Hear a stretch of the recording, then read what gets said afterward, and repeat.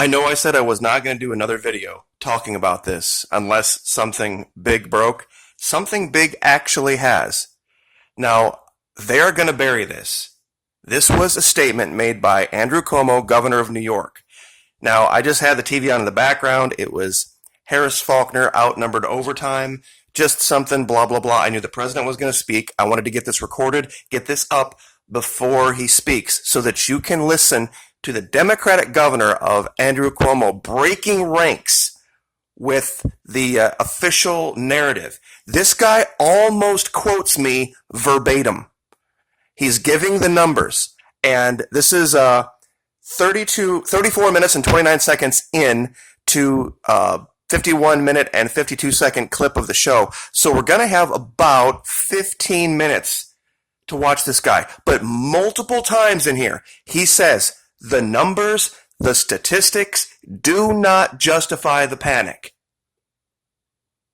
Literally those words. So without any further delay, I'm going to let Mr. Cuomo speak for himself. Democratic governor of New York just joined the Florida Maquis, the president, Elon Musk, and every other normal, sane person in the world.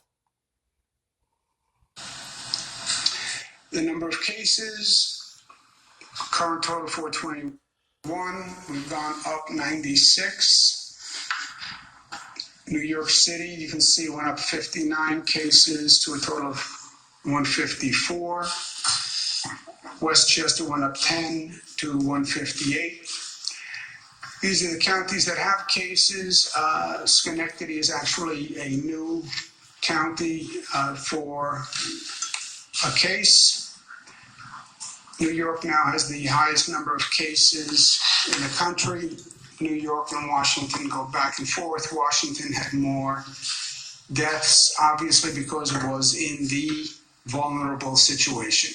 Senior citizens, senior care facilities, nursing home facilities, those are the number one situation that we're concerned about through this. Current hospitalizations, 50 out of the 421 cases, that's a 12% hospitalization rate. 18 are in intensive care. We have 3,200 intensive care beds in this state. Total number of hospital beds of 53,000, but 3,200 ICU beds. When I spoke over the past few days, I've been talking about watching the hospitalization rate, and in particular, the rate of people needing the ICU. This is where Italy got into trouble. They didn't have enough ICU beds to handle the number of patients who needed intensive care. That is going to be a problem in this state and in this country. Real quick, for those of you who just want the math on this, 0.1% of the beds, 0.1, 50 out of 53,000, and as far as the general cases, 18 out of 3,200 is 0.5%, but this is a pandemic.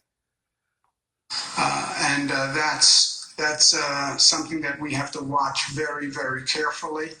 We've been talking to the hospitals about how do you increase capacity quickly, staffing capacity, facility capacity, canceling elective surgeries, which can add a significant amount of capacity.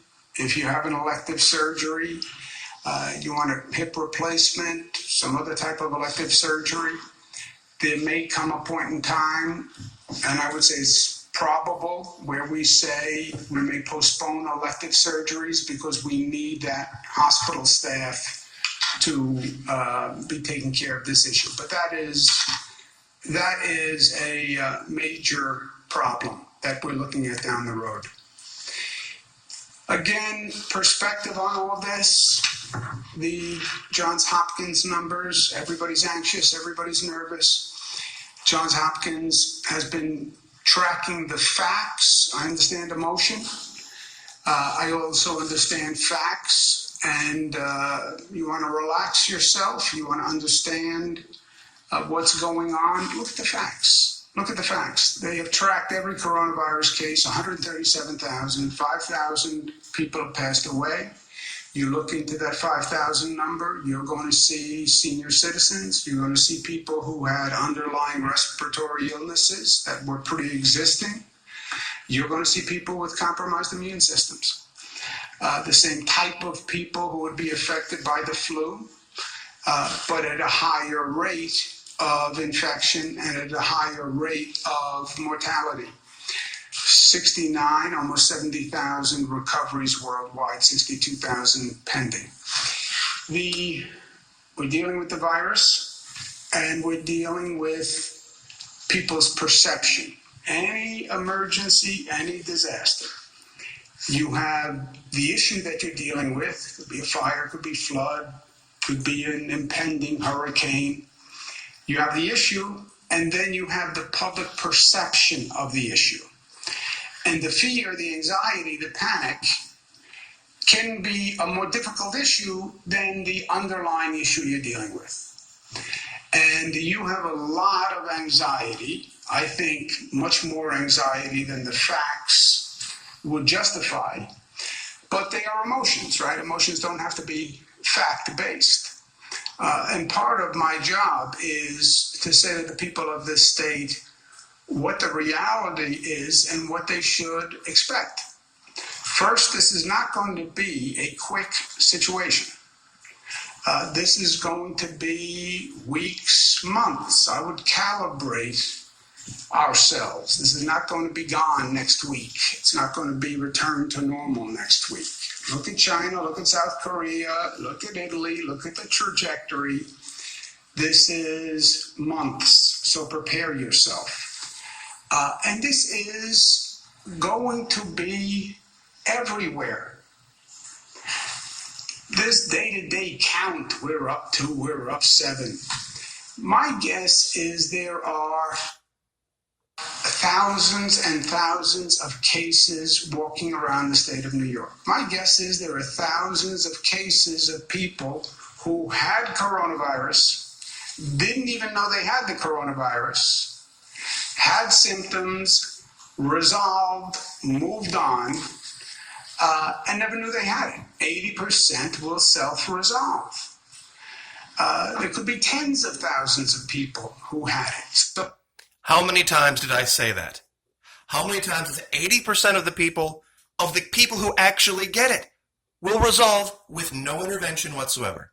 this fascination with how many cases today, the number of cases we're doing to try to identify positive people, it is not in any way representative of the sample of how many people have coronavirus. So you have to keep that in perspective. Also, everybody wants to protect themselves. You want to protect your family, and you want to protect your children. What do I have to do? What do I have to do? People ask me 10 times a day. At one point, you can't control the situation. And that is where we are. You know, you can't protect yourself. You can't hermetically seal yourself and your family.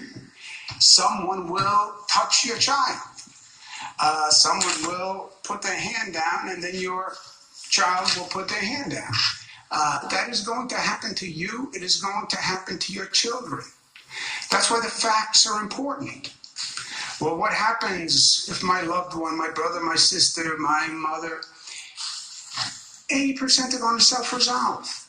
If they're in a vulnerable class, be careful. Be careful today, because it can be problematic.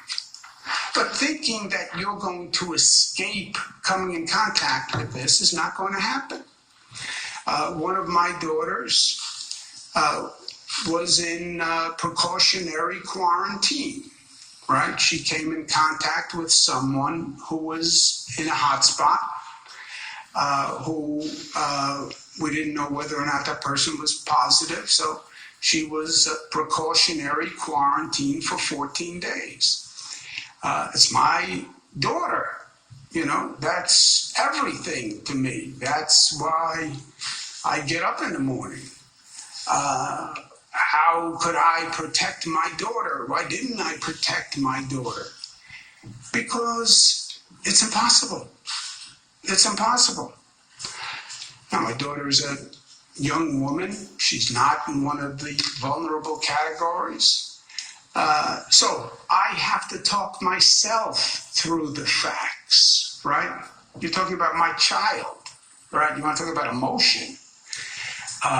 It just goes up in you. So I had to talk myself through the reality of the situation and the facts of the situation to calm myself. So I understand fully the anxiety that people feel. I understand the questions. But again, the facts do not justify the fear. Praise God.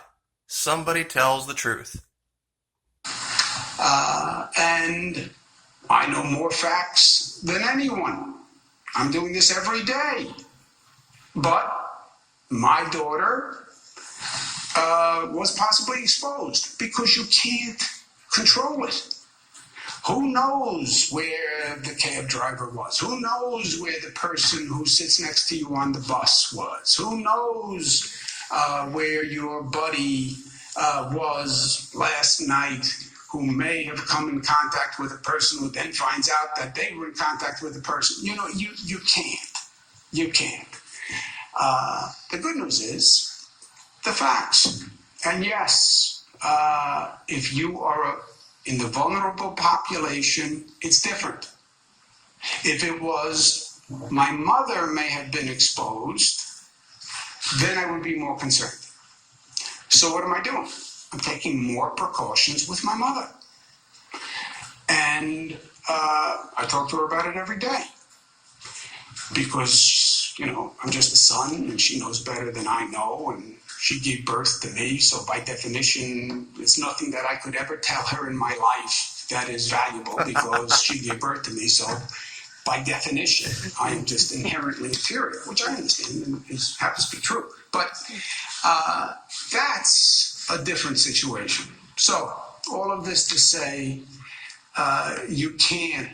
nobody is going to be immune from this. But the facts say we have to do what we have to do, but we're going to handle it and we're going to get past it.